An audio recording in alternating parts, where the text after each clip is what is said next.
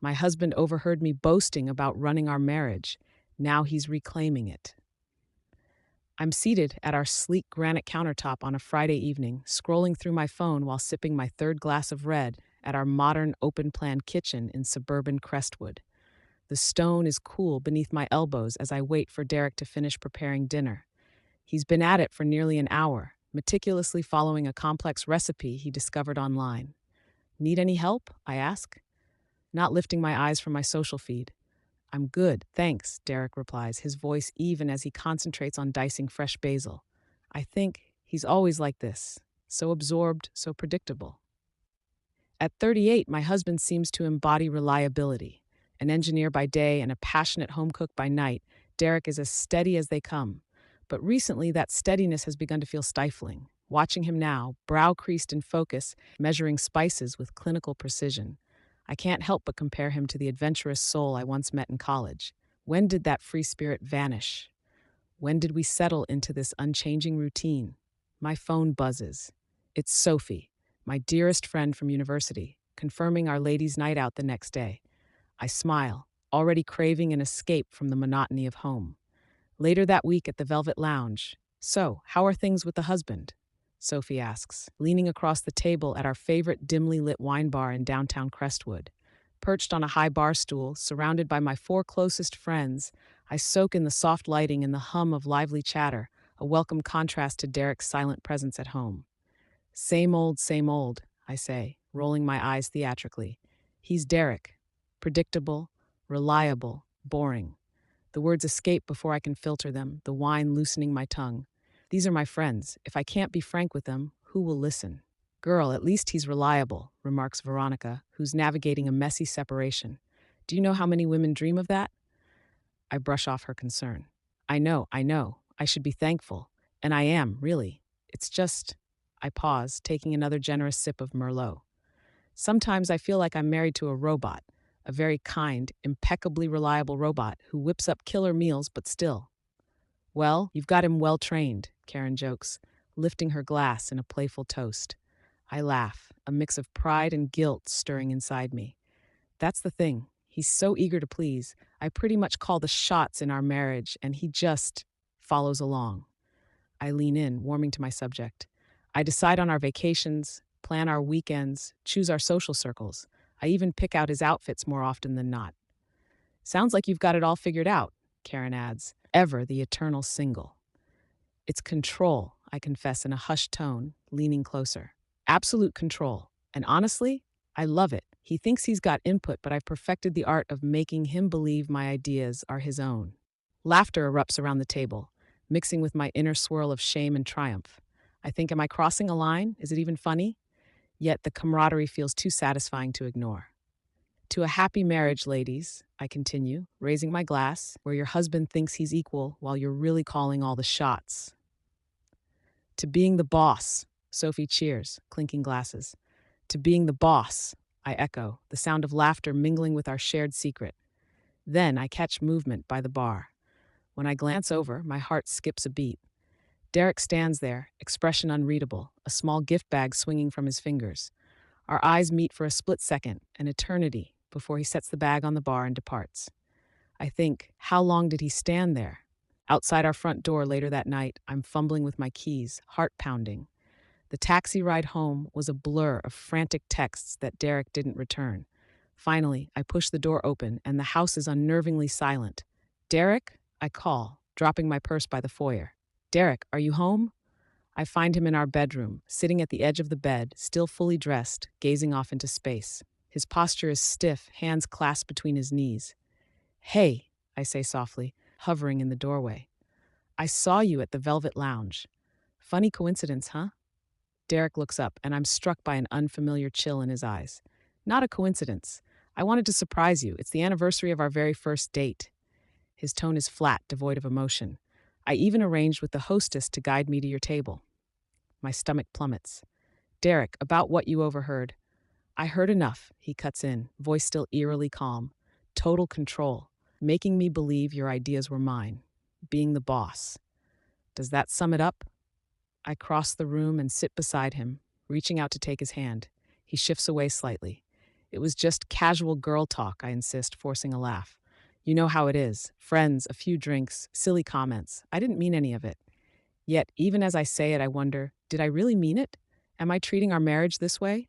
You know what's ironic, Lydia? Derek finally says, meeting my eyes. I've noticed it for a long time. The way you steer every decision, dismiss my input only to later claim it as your own. How you fill our calendar with your friends' plans. I open my mouth to protest, but he continues. I told myself it was fine, that it made you happy, and that was what mattered. But hearing you brag about it to your friends, like I'm nothing more than a marionette, that stings. Derek, please, I plead, panic rising. I was just showing off. It was a stupid moment. No, Lydia. It was the truth. Maybe the most honest moment you've had in ages. He rises and heads for the closet, pulling out a duffel bag. What are you doing? I ask, my voice trembling. I'm staying at Brian's for a few days, he says calmly, folding clothes into the bag with deliberate precision. I need time to think. You're overreacting, I snap, a flash of irritation piercing my fear. It was just one offhand joke. Derek pauses and looks at me, eyes reflecting disappointment and resolve. That's exactly the problem. You still don't get it. You're trying to control the narrative. He zips the bag and slings it over his shoulder. I'm not asking for permission, Lydia. I'm telling you what I'm doing. As he moves toward the door, I feel a desperate urge to wrest back control. So you're just leaving? Escaping because of one comment? He stops at the threshold.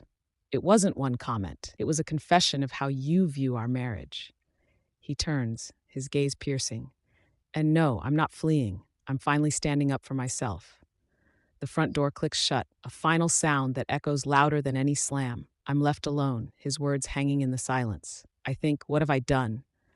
Sunday morning finds me curled on our couch in our once cozy home, wrapped in a blanket despite the mild spring warmth, staring at my phone. No calls from Derek, no texts, nothing. I've sent countless messages, from angry, you're being ridiculous, to pleading, I'm so sorry, please come back, to desperate, I miss you, let's talk. The blue bubbles stare back at me, most remaining unread. The house feels cavernous without him, too quiet. I never realized how much Derek's gentle humming while cooking, the soft clacking of his keyboard working from home, or even the rhythm of his breathing filled the space with life. I wonder, is this really happening? Are we falling apart over one careless night? Then my phone buzzes, and I nearly drop it. It's Sophie.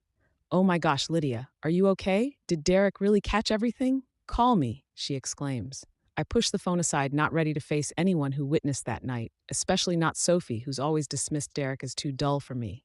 Right now seems like a blessing. The doorbell rings, startling me. I rush to the door, hope fluttering. Perhaps Derek's back, key forgotten. But it's Karen, standing there with concern and a bottle of Chardonnay in hand. Sophie told me what happened, she says, stepping in without waiting for an invitation. I thought you might need some company. I lead her to the living room, aware of my disheveled state, 3-day-old pajamas and uncombed hair. Have you heard from him? Karen asks, settling next to me on the couch. I shake my head. Nothing. I don't even know if he'll return. My voice cracks on the last word. Karen pours us each a glass. He'll come back. Guys like Derek always do. They're creatures of habit. I don't know, I whisper, recalling that look in his eyes. This was different. I've never seen him so distant. Lydia, Karen says firmly, you didn't do anything wrong, so you joked about controlling everything. It's not the end of the world. If his pride is that delicate, maybe this is a blessing. I sip my wine and wonder, is that true? Did I really cause this? The thought stings, yet I'm too exhausted to argue. Besides, Karen continues, you were just being honest. Isn't honesty the cornerstone of marriage? The irony isn't lost on me. Honesty. Was I ever truly honest with Derek, or was I simply manipulating him under the guise of partnership? I think I really hurt him, I admit quietly. Karen rolls her eyes. Men, so sensitive these days. Remember when they just toughened up? I fall silent, suddenly aware of the discomfort in her words. In the past, I might have laughed along about men's fragility. Now, all I can think about is the hurt in Derek's eyes. By the way, Karen adds, Sophie's planning a girls' trip to a vineyard outside of Crestwood next weekend. Might be good for you to get away for a bit. I shake my head before she can continue. I can't. I need to be here waiting for Derek. If he comes back, Karen corrects gently, then maybe. Of course he will. I insist, trying to convince myself. He has to. Tuesday afternoon finds me at work, staring blankly at my computer screen. The marketing report in front of me seems as indecipherable as ancient hieroglyphs. I can't focus. My mind is consumed by the deafening silence from Derek. Then my phone lights up with a message from Brian, Derek's best friend. He's okay, needs time. Don't come over, it reads. I read it over and over, relief clashing with frustration. At least I know he's safe. But don't come over? Who is Brian to decide that?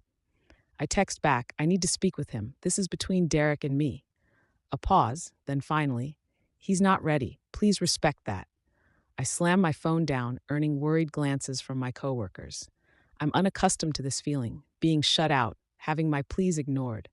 For the first time, I'm on the receiving end of the behavior I've long imposed on Derek, and it's infuriating. Soon my office phone rings. My boss, Marcus, answers with immediate concern. Lydia, are you all right? You sound off. I swallow hard. I'm fine, just distracted. Trouble at home? He asks, and I wonder if my personal chaos is too visible. Something like that, I admit. Take the rest of the day, Marcus advises firmly. Staring at spreadsheets won't fix this. I wonder, can I really mend this? Or have I finally pushed him away? Instead of returning to our empty house, I drive to the park in Crestwood, where Derek proposed 5 years ago. The spring afternoon is idyllic, sunny but cool, with a gentle breeze stirring the fresh leaves. Families and couples populate the green expanse, their happiness a stark counterpoint to the void inside me. I sit on our favorite bench, the very one where he knelt with a ring and pledged to love me forever. Had I ever truly cherished that moment? Had I ever truly valued him? My phone buzzes with a message from Veronica. Heard about it. Call if you need to talk. Been there. I hesitate, then dial.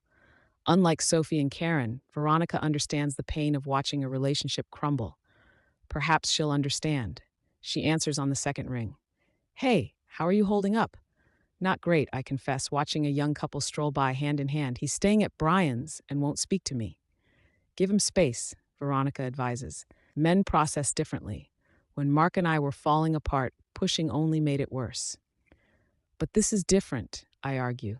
Mark cheated on you. Derek's just overreacting to one careless comment. There's a pause on the line. Lydia, can I be frank? Of course. What you said that night about running our marriage, about making Derek think your ideas were his, it wasn't an isolated remark. It's a window into how you've been treating our relationship. I open my mouth to protest, but the truth flashes before me. Vacations I forced upon us, decisions made without his input, plans centered solely around my friends. I didn't mean to, I whisper. I know, Veronica says gently, but intent doesn't erase impact. And from what Sophie told me, Derek heard you bragging like he's just a prop. That's not something easily forgotten. I sit in stunned silence as the weight of her words sinks in. The real question is, Veronica continues, are you ready to change, to truly change, not just apologize until everything seems normal? Am I? The question echoes, and I realize I must decide whether to mend what I've broken. A week passes with nothing more than brief, business-like texts from Derek about bills and mail. On a Saturday morning, I stand in our kitchen trying to recreate his famed blueberry pancakes as a distraction from the emptiness of the house. The batter is lumpy, a far cry from the smooth mix he effortlessly prepares. I'm about to toss it when I hear the front door open. My heart stops. Footsteps in the hall. Then Derek appears in the doorway, looking both familiar and like a stranger. He sports a new haircut, shorter on the sides, and wears a casual button-down I've never seen before. He looks good, different. Hi, he greets simply. Hi, I reply, suddenly aware of my disarray. Hair in a messy bun, wearing one of his old sweatshirts and worn jeans with a tear at the knee. You're here.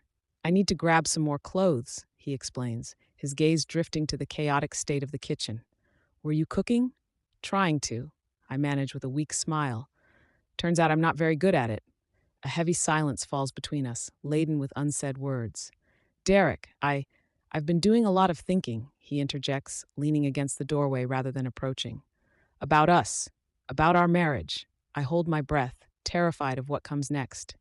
I love you, Lydia, he states, and for a moment hope flickers before he continues. but I'm not fond of who I've become in our relationship, and I'm not sure you like who you've become either. Tears prick my eyes. I never meant to hurt you. I never realized. He shakes his head. I think you did. I think you said those things because it's how you've been living for years, and I allowed it because it was easier than standing up for myself. The truth in his words burns. What now? I ask, dread heavy in my voice. Derek takes a deep breath. I've found a short-term apartment, 3 months lease. I'm moving in next week. The room spins. You're leaving me? I'm giving us space to decide if this marriage is worth saving and what needs to change if it is. But I know I want us, I plead, stepping closer. I know I want you. He meets my eyes steadily. Do you want me, or the version of me that lets you call every shot? That question hangs between us, and I have no answer. That's what I thought, he says quietly. We both need to rediscover ourselves before we can decide if we truly belong together. He moves past me toward the bedroom, and I remain frozen in the kitchen, the reality of our separation crashing over me. I think, this is really happening. I'm losing him. 2 months later, I sit in what used to be our shared living room. Now it feels like mine, surrounded by old photo albums I haven't revisited in years. Wedding snapshots, honeymoon memories, the early blissful years when everything seemed perfect. Had it ever been perfect, or was I merely content with the control I wielded? My phone buzzes. A message from Derek. Coffee tomorrow? 2 p.m. at Aurora Brew? My heart races as I reply, yes, see you then, trying not to read too deeply into his invitation. We've exchanged a few civil texts about mundane things, bills, taxes, the house, but this feels different, less formal. The doorbell rings, and I'm startled. It's Sophie, looking unusually anxious. Hey, she says as I let her in. Got a minute? Sure, I reply, leading her to the living room. What's up? She perches on the edge of the sofa, fidgeting with the bracelet. I've been avoiding this conversation, but I need to apologize. For what? For egging you on that night. For all the times I pushed you to dismiss Derek's feelings. Her tone is sincere. I saw Veronica yesterday and she really called me out on it. Made me realize I've been a terrible friend to both of you. I shake my head. Sophie, I said those things. It wasn't you. But I cheered you on, she insists.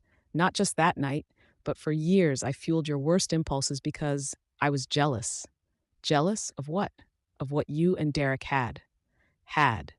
Sophie looks down at her hands. I've been hopping from one fleeting romance to another while you had a love that was real. Instead of celebrating you, I encouraged you to take him for granted. I'm stunned, Sophie, always so self-assured, now humbled. Anyway, she continues, I just want you to know I'm sorry, and that I really hope you both can work this out if that's what you want. After she leaves, I return to the photo albums, seeing our past in a new light. There's Derek on our third date, eyes full of adoration. There we are, painting our first apartment, laughing as more paint ended up on us than on the walls. And on our wedding day, both of us shining with hope. When did I begin to take that adoration for granted? When did I start mistaking his accommodating nature for weakness rather than love? I think I didn't just lose control of our marriage. I lost sight of what marriage is truly about. At Aurora Brew the next afternoon, the cafe is bustling, but I spot Derek immediately, sitting by the window with 2 steaming cups in front of him. When he sees me, he stands politely, as if it were second nature. Hi, I say, slightly breathless as I take the seat across from him. Thanks for meeting me. Of course, he replies, and I notice how good he looks, leaner, his jawline more defined, posture confident. We exchange small talk. Marcus at work is doing well, the house remains in order, and yes, the neighbor's cat still roams the garden, before falling into a measured silence. So, I venture, how's the apartment? Good. Small, but it suits me. He sips his coffee. I've done a lot of thinking over these past months. Me too, I admit quickly. He nods, then reaches into his pocket and places his wedding band on the table between us. My heart sinks. Derek, I'm not saying I want a divorce, he clarifies, but I've been wearing this ring out of habit, not because I feel the bond right now. I need to be honest about that. I swallow hard, tears threatening. I understand. Do you? He asks softly, because that's what I want to discuss. Honesty, genuine partnership, whether that's still possible for us. They are, I insist, leaning forward. I've changed, Derek. These months apart have shown me how I treated you, how I treated our marriage. I took you for granted. I manipulated situations to always get my way. I didn't respect you as I should have. He watches me closely, expression guarded.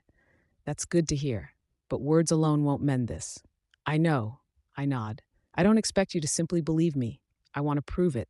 I want to earn back your trust. How? He asks, the question heavy with possibility. Therapy, I suggest, both individual and couples counseling. I've already started my own sessions. He arches an eyebrow, visibly surprised. That's promising. What else? Time, I say. I know we can't just rewind to how things were. We need changes. Both of us have to evolve, and that takes time. He nods slowly. Anything else? I take a deep breath. New boundaries. A real partnership where both our voices are equal, where compromise isn't just a word I toss around when I want to sound flexible. A small smile tugs at his lips. You've really thought about this. Every day, I admit. Every moment. Derek, I don't want to control our marriage. I want to share it with you. The real you, not some version I've tried to impose. He remains silent for a long moment, swirling his coffee. I believe you mean it, but old habits die hard. I enabled your behavior for far too long. So we both need to change, I acknowledge softly, and we can help each other do that if you're willing to try. His eyes meet mine, and for the first time in months, I glimpse the warmth I've missed. I'm willing to try, he whispers, but slowly, one step at a time. A wave of relief washes over me. It's not a full reconciliation, not yet, but it's hope. And hope right now is enough. I think this is the start of a new chapter, one where neither of us dominates our marriage, where we craft our future together.